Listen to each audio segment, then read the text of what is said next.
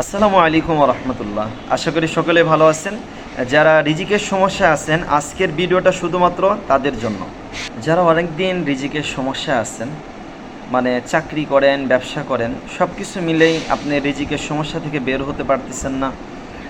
আপনার স্ত্রী বা সন্তানদের প্রয়োজনীয় জিনিস মন মতো কিনে দিতে পারতেছেন না, রিজিকের অভাব, টাকা পয়সার অভাবে। তো আজকের ভিডিওটা শুধুমাত্র তাদের জন্যই। তো এক্ষেত্রে আপনারা যদি একটা আমল করেন, ইনশাআল্লাহ এই একটা আমলের বিনিময়ে আপনারা আপনাদের রিজিকের সমস্যা থেকে আপনারা মুক্ত থাকতে পারবেন। আমি আমলটা আপনাদেরকে বলে দিচ্ছি, সেটা হলো আপনারা 5 ওয়াক্ত নামাজ পড়বেন। নামাজ পড়ার পরে প্রত্যেক নামাজের পরেই আপনি লা হাওলা ওয়ালা কুওয়াতা ইল্লা বিল্লাহ এটা কমপক্ষে 100 বার পড়বেন। 99 বার লা হাওলা ওয়ালা কুওয়াতা ইল্লা বিল্লাহ পড়বেন, একবার লা হাওলা ওয়ালা কুওয়াতা ইল্লা বিল্লাহিল আলিয়্যুল আযীম। এভাবে 100 বার পূর্ণ করবেন এবং আল্লাহ তাআলার কাছে দোয়া করবেন। আর সর্বোপরি প্রত্যেকটা আমলের শুরুতে এবং শেষে ইস্তেগফার দরুদ শরীফ থাকা চাই। কমপক্ষে ইস্তেগফার 11 বার, দরুদ শরীফ 11 বার এবং আমলের শেষে আবার দরুদ শরীফ 11 বার পড়ে আল্লাহ তাআলার কাছে দোয়া করে নিতে হবে।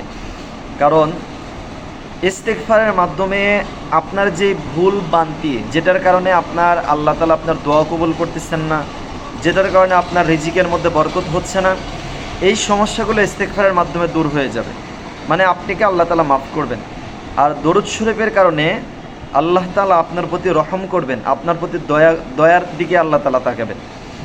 তো আল্লাহ তাআলা যখন আপনার দিকে দয়ার দৃষ্টিতে, করুণার দৃষ্টিতে, রহমতের দৃষ্টিতে তাকাবেন, তখন এমনিতেই আপনার সাংসারিক জীবন, আপনার পারিবারিক জীবন, সব কিছুর মধ্যে, আপনার ব্যবসায়িক জীবন বলেন, হ্যাঁ, চাকরি, সব কিছুর মধ্যে আল্লাহ তাআলা বরকত দিবেন, যাতে করে আপনি ইনশাল্লাহ নিজেও স্বাবলম্বী হতে পারবেন এবং আপনার পরিবার, আপনার সন্তান, স্ত্রী সকলেই আপনার যেই রিজিক আছে এটাতে তারা সন্তুষ্ট হবে ইনশাআল্লাহ। তো যে আমলটা বললাম, লা হাওলা ওয়ালা কুওয়াতা ইল্লা বিল্লাহর আমল।